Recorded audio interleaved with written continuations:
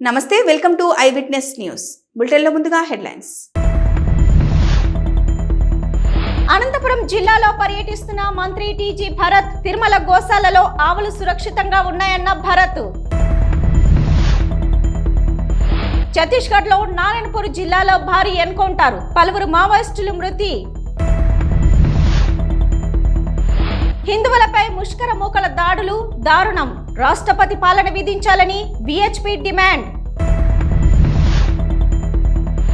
BJP రాష్ట్ర కార్యవర్గ సభ్యులు వడ్డేపల్లి రాజేశ్వరరావు జన్మదిన వేడుకల్లో పాల్గొన్న ఎంపీ ఈటెల రాజేందర్. జీవీఎంసీ పీఠం కైవసం చేసుకున్న టీడీపీ, అవిశ్వాస తీర్మానంలో ఓడిపోయిన వైసీపీ మేయర్. భూభారతి రెవెన్యూ అవగాహన సదస్సులో రసాబస, మంత్రి పొంగులేటి సమక్షంలోనే పోలీసులు సరితా వర్గీయుల మధ్య వాగ్వాదం.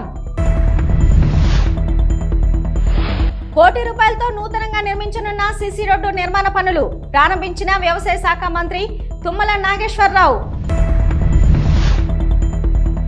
తిరుమలకు వీఐపీల తాకిడి, స్వామిని దర్శించుకున్న మాజీ Indian cricketer VVS Laxman, MP Vemireddy Prabhakar Reddy, MLA Vemireddy Prashanth Reddy. CM Chandrababu నాయుడుపై ప్రజాశాంతి అధ్యక్షుడు ఫైర్. ప్రవీణ్ పగడాల హత్య కేసును దారి మళ్లించే ప్రయత్నం చేస్తున్నారన్న కేఏ పాల్. గోశాలలపై చంద్రబాబు ముసలి కన్నీరు, మాజీ ఎంపీ మార్గాని భరత్ ఘాటు విమర్శ.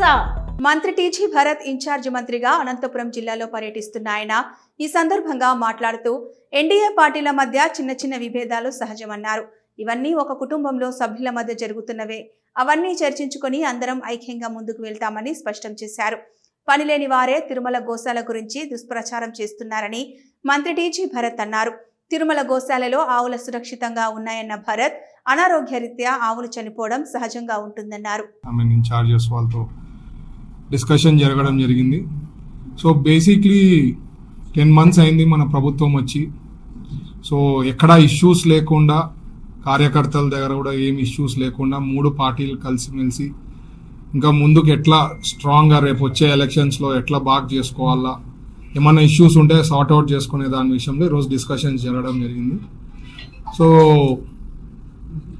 జనరల్గా ఒక కుటుంబంలో 4-6 మంది ఉన్నప్పుడు కూడా చిన్న చిన్న ఉంటాయి. అది పెద్ద ఇష్యూస్ కాకుండా ఎప్పటికప్పుడు మాట్లాడుకొని మనం సాల్వ్ చేసుకుంటే ఎప్పటికి ఏం ఇష్యూస్ లేకుండా ఉండేదానికే ముఖ్య ఉద్దేశంతో ఈరోజు మీటింగ్ పెట్టడం జరిగింది. సో సమస్యలు ఎమ్మెల్యేస్ దగ్గర కొన్ని ఇష్యూస్, లేకపోతే ఎన్డీఏ పార్ట్నర్స్ దగ్గర ఉండే ఇష్యూస్ వాళ్ళతో మాట్లాడుకొని అన్ని సాల్వ్ చేసుకోగలిగినాము. కలెక్టర్ గారితో కొన్ని ఇష్యూస్ మాట్లాడేది ఉంది, ఎస్పీ గారితో కొన్ని ఇష్యూస్ మాట్లాడేది ఉంది. నాకు ఏదైతే దృష్టికి తెచ్చారో అవన్నీ కూడా మాట్లాడి సాల్వ్ చేసుకునే విధానంలో పోతున్నాము. ఛత్తీస్గఢ్లోని నారాయణపూర్ జిల్లాలో భారీ ఎన్కౌంటర్ జరిగింది. ఈ భీకర ఎన్కౌంటర్లో పలువురు మావోయిస్టులు మృతి చెందారని సమాచారం. కసోద్ కుమురాడి అడవిలో ఎన్కౌంటర్ కొనసాగుతుంది. సంఘటనా స్థలం నుంచి ఆయుధాలు, మందుగుండు సామాగ్రిని స్వాధీనం చేసుకున్నారు.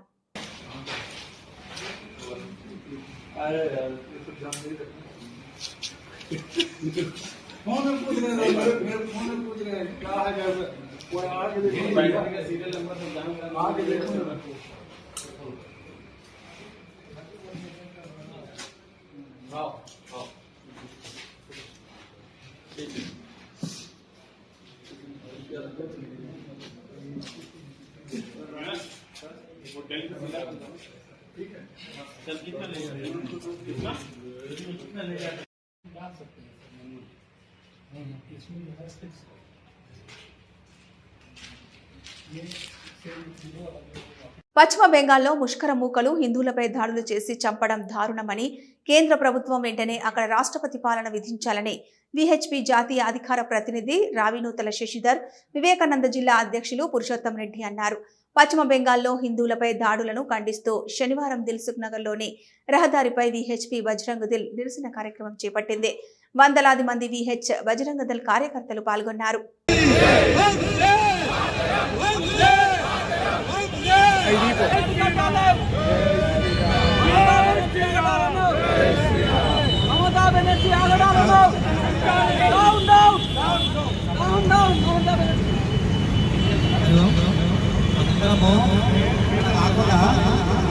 హాస్టల్లో ఇటువైపు కొందరం అటువైపు ఉంటాము. రోడ్డుకి ఇరువైపులా మనము ఒక నిరసన స్లోగన్ ఇవ్వాలి. హిందువులు ఐక్యంగా ఉండాలని, హిందువులు సంఘటన కావాలని, ఇదే ప్రేమిస్తూ ఉండాలా. ఎంతో మంది వేల మంది వ్యతిరేకంగా నిర్వహిస్తున్నాం. పశ్చిమ బెంగాల్లో హిందువుల మీద దారుణాలు జరుగుతున్నాయి. ఊళ్ళు వదిలి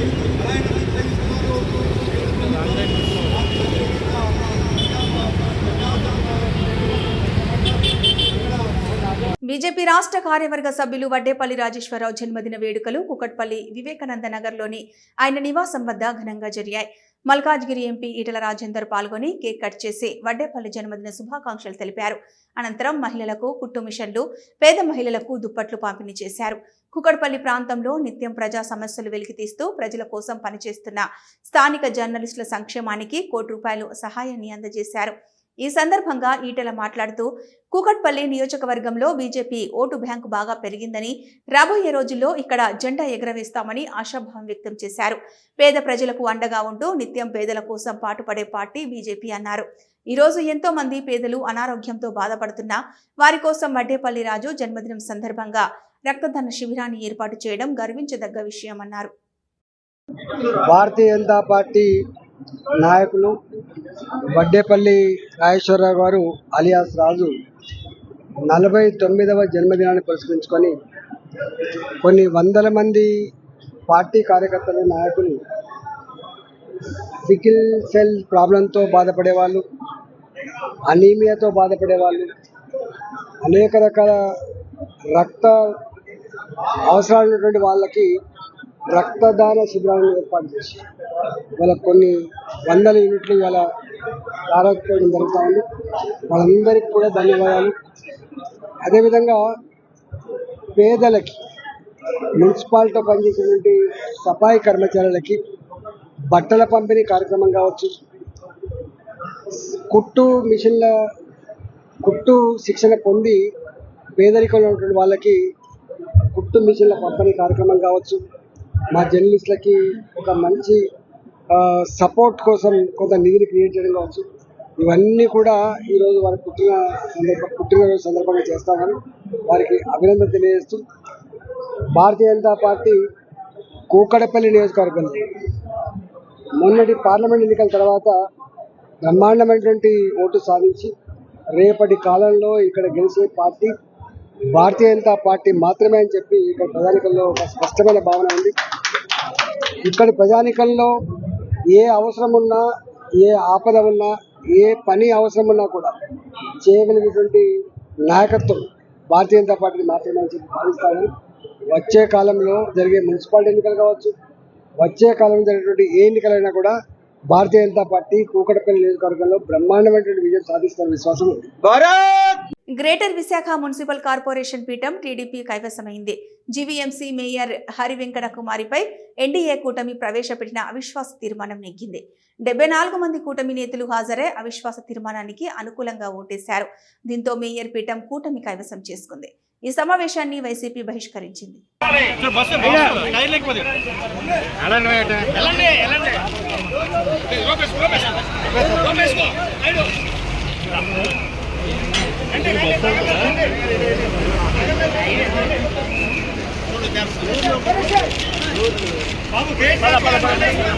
సైడ్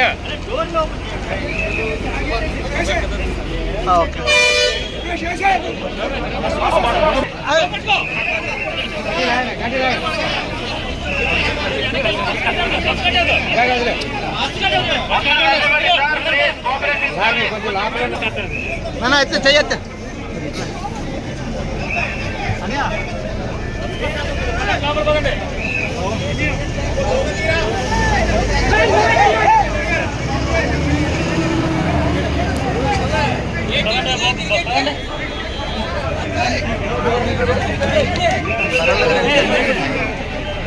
అన్న బస్ చాలనే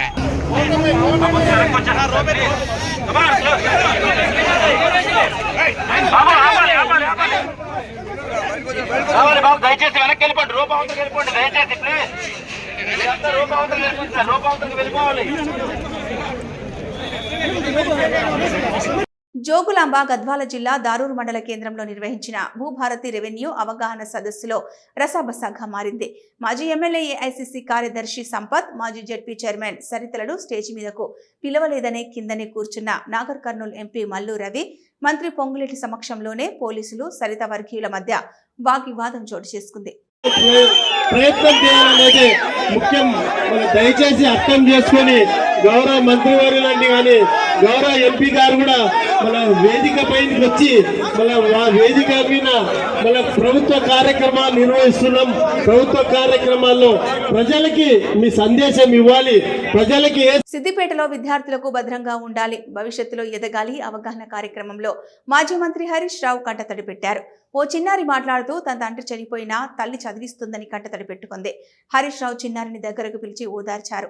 చిన్నారితో పాటు కంటతడి పెట్టుకున్నారు. అందరికీ నమస్కారం. నా పేరు సాత్విక. నేను ఇక్కడికి రావడానికి మా అమ్మే కారణం. మా నాన్న సెకండ్ క్లాస్లో చనిపోయాడు. అప్పటి నుంచి మా మమ్మీ కడుతూ నన్ను మంచిగా చూసుకునేది. కానీ నేను మా మమ్మీని ఊరికే తింటుండేదాన్ని.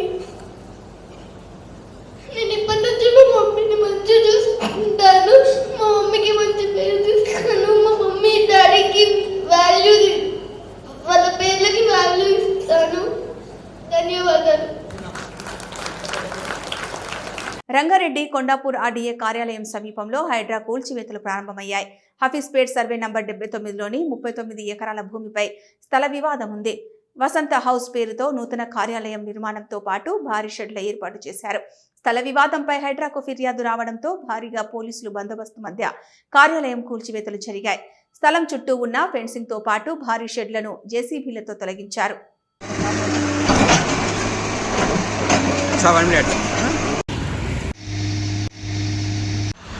కరీంనగర్ జిల్లా తిమ్మాపూర్ మండలం రేణికుంట టోల్ గేట్ వద్ద ఆర్టీసీ ఎలక్ట్రికల్ బస్సు బీభత్సం సృష్టించింది. హైదరాబాద్ వైపు వెళ్తున్న కారును ఎలక్ట్రికల్ ఆర్టీసీ బస్సు వెనుక నుండి వేగంగా ఢీకొట్టింది. కారు వెనుక అద్దాలు ధ్వంసమయ్యాయి. డ్రైవర్ నిర్లక్ష్యం వల్లనే ఈ ప్రమాదం జరిగినట్లు ప్రయాణికులు తెలిపారు.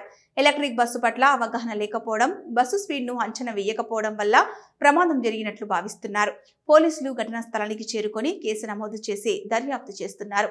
బస్సు డ్రైవర్ అతివేగం, అజాగ్రత్తగా నడపడం వల్లే ఈ ప్రమాదం జరిగిందని తెలుస్తోంది. బస్సులోని సీసీ కెమెరాలో రికార్డైన విజువల్ సోషల్ మీడియాలో వైరల్గా మారింది.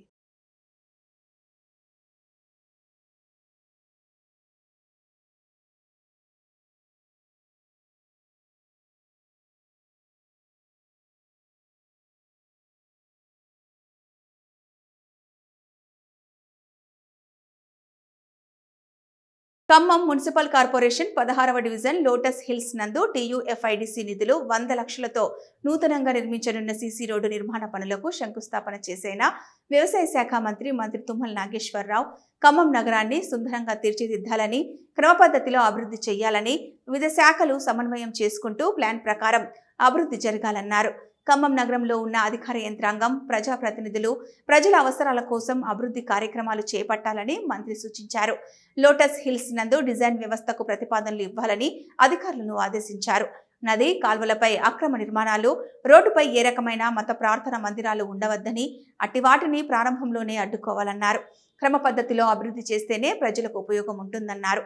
ఆక్రమణలో ఎక్కడైనా పేదలుంటే వారికి అవసరమైన ఇండ్ల స్థలం, ఇండ్లు, జీవనోపాధికి ప్రభుత్వ పథకాల కింద సహాయం అందించాలన్నారు. గారు కూడా ఖమ్మం ఏంటో అర్థమైంది. పోయిన వరదల్లో వచ్చారు ఆయన. అప్పుడు కొత్త అయినా కూడా కష్టపడి పనిచేశారు. ఖమ్మానికి ఎక్కడ ఏం చేస్తే ప్రజలకు ఇబ్బంది లేకుండా ఉంటుందో ఆయనకి అవగాహన అయింది. అవగాహన తీరుగా ఆ కార్యక్రమాలు మొదలుపెట్టి, రంజిత్ గారు చిన్నప్పటి నుంచి ఇక్కడే ఉంటుండు. ఆయన మొదలుపెట్టిన పనులు పూర్తి చేయాలి. దయచేసి డ్రైన్ మట్టికి ఇంపార్టెంట్. నువ్వు కమిషనర్ గారు, మేయర్ గారు, ఆ డివిజన్ కార్పొరేటర్, మళ్ళీ వర్షం వచ్చే లోపల పని పూర్తి కాకపోతే ఇబ్బంది అవుతుంది. కాబట్టి దయచేసి ఏ పనులు మొదలుపెట్టినా వర్షాకాలానికంటే ముందు అయిపోవాలి, క్వాలిటీ ఉండాలి. కాబట్టి రాధాకృష్ణ గారు అడిగిన డ్రైన్స్ చూడు, మరి 50 లక్షలైన తర్వాత బృందావన కాలనీలో రోడ్డు కరెక్ట్ చేయమని అడిగారు. 2 పనులు చేసి పెట్టమని చెప్పి అధికారులు అడుగుకుంటూ ఆర్డీఓ గారు కూడా ఉన్నారు. ఇర్రెగ్యులర్గా నది అమ్మటో, లేకపోతే రోడ్డు అమ్మటో, కాలం అమ్మటో, ఇళ్ళు కడతా ఉంటే ముందే నిరోధించాలి, ఈ రెవెన్యూ కానీ మున్సిపాలిటీ వాడు కానీ. వాడు కట్టిన తర్వాత కూలగొట్టడం కాదు. అది ఎక్కడైనా సరే మీరు ముందే అక్కడ గుడి పెట్టి ఒక రాయి పెట్టి పూజ చేసి అక్కడ గుడి కడతారు రోడ్డు మీద, మనం చూస్తూనే ఉంటాం. కానీ అది ప్రజలకు ఇబ్బంది అవుతుంది. ఎవరిలో గుడిసెలు వేస్తారు, ఎవరిలో ఇల్లు కడతారు, మళ్ళీ రేపు వరద వచ్చినప్పుడు ఆ మునీరులో ఉన్న వాళ్ళందరూ మునిగిపోతారు. ముందు కట్టనీయటం ఎందుకు, ముంచడం ఎందుకు, మళ్ళీ ఆ ఇబ్బంది పెట్టడం ఎందుకు? కాబట్టి రెవెన్యూ కొంచెం ఎఫెక్టివ్గా ఉండాలి. కమిషనర్ గారు ప్రతిరోజు ఏదో ఒక డివిజను మీరు పరిశీలించి అధికారుల మీద కొద్దిగా ఒత్తిడి తీసుకొచ్చి, మనకి టైం తక్కువ ఉంది, వర్కింగ్ సెషన్ తక్కువ ఉంది, మీరు మొదలుపెట్టిన పనులన్నీ పూర్తి చేస్తే మళ్ళీ మీరు కావాల్సిన డబ్బులు తెచ్చే బాధ్యత నాది. కాబట్టి దయచేసి కాలనీ వాసులందరికీ మీ అందరికీ ధన్యవాదాలు తెలియజేస్తా. నమస్కారం. Thank you. తిరుమల శ్రీనివాసుని పలువురు వీఐపీలు దర్శించుకున్నారు. Finance commission chairperson Arvind Panagariya, MP Vemireddy Prabhakar Reddy, MLA Vemireddy Prashanthi Reddy, మాజీ ఇండియన్ క్రికెటర్ వివిఎస్ లక్ష్మణ్ తదితరులు అభిషేక సేవలో పాల్గొని శ్రీవారిని దర్శించుకున్నారు.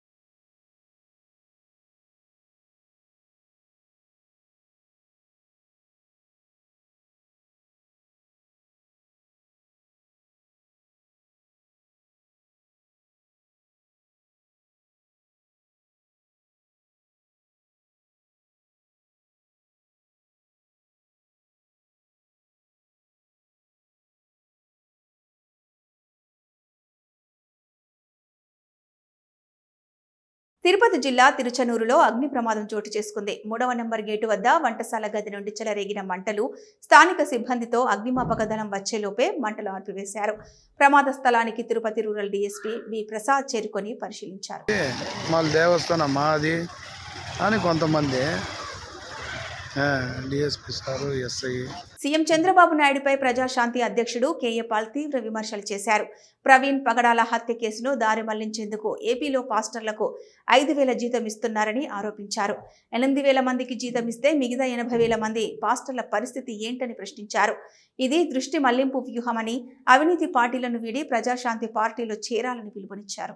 ఆంధ్రప్రదేశ్ ముఖ్యమంత్రి Chandrababu Naidu good Friday good news 8,000 మంది పాస్టర్లకు నెలకు 5,000 రూపాయలు ఇస్తున్నామని ఇప్పుడు ఇవ్వడం ఏంటి అంటే ప్రవీణ్ పగడాలది హత్య అని కోట్ల మంది క్రైస్తవులు, ముస్లింలు, హిందువులు బయటకు వస్తే నోరు మూయించడానిక పాస్టర్ల ద్వారా? మీరు హిందువుని క్రైస్తవులు చేసేస్తున్నారని రెచ్చగొట్టే మాటలు చంద్రబాబు నాయుడు గారు ఇచ్చారు కదా, ఆ తర్వాతే కదా పవన్ కళ్యాణ్ స్టార్ట్ చేశాడు. ఇప్పుడు 8,000 మంది క్రైస్తవ పాస్టర్లకి 5,000 ఇస్తే మరి 80,000 మంది పాస్టర్ల సంగతి ఏంటి? 1,000 మంది ములనాల సంగతి ఏంటి? 1,000 మంది హిందూ ప్రీస్టుల సంగతి ఏంటి? అందరికీ ఆర్టికల్ 14 ప్రకారం న్యాయం చేయాలి కదా. దైవజనులారా, మన ఆత్మను మనం అమ్ముకుంటామా ఇస్కరియోతు యూదాలాగా? అయినా ఆయన సొంత డబ్బు లక్షల కోట్లు దేవని మనకి ఇస్తున్నారా? ₹1,00,000 లేని చంద్రబాబు ఈ రోజు లక్షల కోట్లు ఆస్తిపరుడు ఎలా అయ్యాడని అందరూ ప్రశ్నిస్తున్నారు. రండి కలిసి పోరాడదాం, మనం అమ్ముడు పోవద్దు, మన పార్టీని మనం గెలిపించుకుందాం. 7569441275 ఈ కుటుంబ కుల అవినీతి పార్టీలకి గుడ్ బై చెప్దాం, మనల్ని మనం కాపాడుకుందాం. ఈ వీడియో అందరికీ షేర్ చేయండి. విజయనగరం డెంకాడ మండలం తహసీల్దార్ కార్యాలయంలో ఏసీబీ అధికారులు సోదాలు జరిపారు. అక్కడి వీఆర్ఓ లంచం తీసుకుంటూ ఏసీబీకి చిక్కాడు. బొడ్డవలస పంచాయతీ వీఆర్ఓ శ్రీనివాసరావు లంచం తీసుకుంటుండగా ఏసీబీకి అధికారులకు చిక్కారు. బొడ్డవలస గ్రామానికి చెందిన ఓ రైతు వద్ద నుంచి డబ్బులు డిమాండ్ చేయడంతో ఏసీబీ అధికారులను రైతు ఆశ్రయించాడు.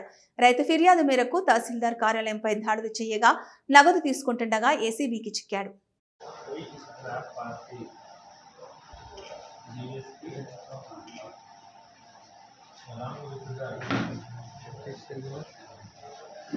మాజీ ఎంపీ హర్ష కుమార్ మీడియా సమావేశంలో మాట్లాడారు. ఆ వివరాలు చూద్దాం. మొన్న 12వ తారీఖున ఎస్పీ ఐజీ గారు ప్రెస్ మీట్ పెట్టి ప్రవీణ్ పగడాల కేసు యాక్సిడెంట్ మా ఇన్వెస్టిగేషన్లో ఆయన తాగి బండి నడిపాడని చెప్పి మందు కొనుక్కున్నాడు, చాలా చోట్ల ఆగాడు, చాలా చోట్ల ఆయన యాక్సిడెంట్కి కూడా గురయ్యాడు 2-3 చోట్ల. తర్వాత 11 గంటలకి నయారా పెట్రోల్ బంక్ దగ్గర కిందకి బండి జారిపోయి పడిపోయి చచ్చిపోయాడు, ఇది యాక్సిడెంట్ అని చెప్పారు. దీంతో పోలీసు యొక్క ఇన్వెస్టిగేషన్ని ఎవరూ నమ్మలేదు. కారణం ఏంటంటే పోలీసులే ప్రెస్కి వచ్చి కొన్ని వీడియోలు రిలీజ్ చేయించి ఆ వీడియోలతో మాకు సంబంధం లేదని చెప్పి మళ్ళీ అయ్యే వీడియోలు రిలీజ్ చేసి యాక్సిడెంట్ అని తెలిసేసారు. పోస్ట్ మార్టం రిపోర్ట్ వెంటనే ఇస్తామన్నారు. ఇప్పటికి వారం అయింది, పోస్ట్ మార్టం రిపోర్ట్ ఇవ్వలేదు. ఒక బాధ్యత గల ఆఫీసరు వారం క్రితం ప్రెస్ మీట్ పెట్టి ఇప్పుడు దాకా పోస్ట్ మార్టం రిపోర్ట్ వాళ్ళ దగ్గర లేదంటే అనుకోవచ్చు. పోస్ట్ మార్టం రిపోర్ట్ ఎందుకు ఈ పోస్ట్ మార్టం రిపోర్ట్ని లేట్ చేస్తున్నారు? ఇది 3 రోజులు 4 రోజుల ముందే పోలీసుల దగ్గర ఉంది, ఎందుకు ఇవ్వట్లేదు? What is the reason behind that? అంటే పోస్ట్ మార్టం అన్నా తప్పు ఉండాలి, ఈ డిలే చేయడం వల్ల పోస్ట్ మార్టం అన్నది రీపోస్ట్ మార్టానికి పనికి రాకుండా చేయడానికన్నా అయ్యి ఉండాలి. రాజమండ్రి మాజీ ఎంపీ మార్గాన్ని భరత్ మీడియా సమావేశం నిర్వహించారు. తిరుమల తిరుపతి దేవస్థానంపై టీడీపీ రాజకీయం చేస్తోందని ఆయన అన్నారు. మీడియా సమావేశంలో ఆయన ఏం మాట్లాడారో ఇప్పుడు చూద్దాం. హిందువులకే కాదు, యావత్ ప్రపంచంలో ఉన్న ప్రతి భారతీయులకి, ప్రతి ఒక్కరికి కూడా ఆరాధ్య దైవము కలియుగ వైకుంఠుడు తిరుమల తిరుపతి దేవస్థానం. మరి ప్రసాదాలు లడ్డూల్లో కల్తీ ఏదో కొవ్వు, జంతువుల కొవ్వు కలిసిపోయింది అని అన్ని అవాస్తవాలను తీసుకుని వచ్చి మొత్తం ప్రజల మనోభావాలు దెబ్బతీసే విధంగా ఆ రోజు ఎన్ని ప్రయత్నాలు చేశారు చంద్రబాబు నాయుడు గారు, పవన్ కళ్యాణ్ గారు. మరి ఆయన అయితే సనాతన ధర్మం అని చెప్పి మొత్తం తిరుపతి మెట్లెక్కారు. నేను ఇవాళ అడుగుతా ఉన్నా, ఇదే తిరుమల తిరుపతి దేవస్థానము ఆధ్వర్యంలో నడుస్తున్న గోశాల ఎన్ని గోవులు చనిపోయినాయండి? చంద్రబాబు నాయుడు గారు అంటారు అసలు గోవులే చనిపోలేదు అని చెప్తాడు. వాళ్ళ చైర్మన్, టీటీడీ చైర్మన్ అంటారు 22 గోవులు చనిపోయినాయి అంటాడు. టీటీడీ ఈవో అంటారు లాస్ట్ ఇయర్ 170 గోవులు ఎన్నో చనిపోయినాయి, ఇప్పుడు 40, ఈ 3 నెలల్లో 46 గోవులు చనిపోయినాయి అని అంటారు. అక్కడ తిరుపతి ఎమ్మెల్యే అంటాడు 30 గోవులు చనిపోయినాయి అంటాడు. ఒక్కరికి పొంతం లేదు. చంద్రబాబు నాయుడు గారు డైరెక్ట్గా అబద్ధం ఆడేస్తున్నారు. గోశాలలో గోవులు చనిపోకపోయినా చనిపోయినాయి అని చెప్తా ఉన్నారు. ఆయనకు బాధ కలిగిందంట, జగన్మోహన్ రెడ్డి గారికి బాధ కలిగింది. మరి బాధ కలగదండి? నాకు అర్థం కావట్లా. మరి సనాతన ధర్మం ఏమైపోయిందని అడుగుతా ఉన్నా. ఆయన పవన్ కళ్యాణ్ గారు చెప్తా ఉన్నారు కదా, మరి ఆయన ఎందుకు స్పందించలేదని అడుగుతున్నా. దీనికంటే ఒక ఫుల్ స్టాప్ పెట్టాలి కదండి. ఇంత దారుణమా? ఇంత అన్యాయమా? దీనికి పూర్తి స్థాయిగా ఒక విజిలెన్స్ ఎంక్వైరీ చేయండి. దీనికి బాధ్యులు ఎవరు? ఖచ్చితంగా తిరుమల తిరుపతి దేవస్థానం బాడీ అవుతుంది. చైర్మన్తో పాటు అక్కడ ఉన్న సభ్యులందరూ అవుతారు, దాంతోపాటు ఈవో కూడా అవుతాడు. శ్రీకాళహస్తి ఆలయంలో శ్రీ జ్ఞాన ప్రసూనాంబదేవి తిరుచి వాహనంపై భక్తులకు దర్శనమిచ్చారు. ఆలయంలోని అమ్మవారి సన్నిధిలో అమ్మవారి ఉత్సవమూర్తికి విశిష్ట దివ్య అలంకారాలు చేసి తిరుచి వాహనంపై కొలువు తీర్చి ఆలయ ప్రాకారోత్సవం చేపట్టారు. విశేష సంఖ్యలో భక్తులు దివ్య మంగళకర స్వరూపిణి జ్ఞాన ప్రసూనాంబికాదేవిని దర్శించుకొని ఆధ్యాత్మిక ఆనందంతో పరవశించారు.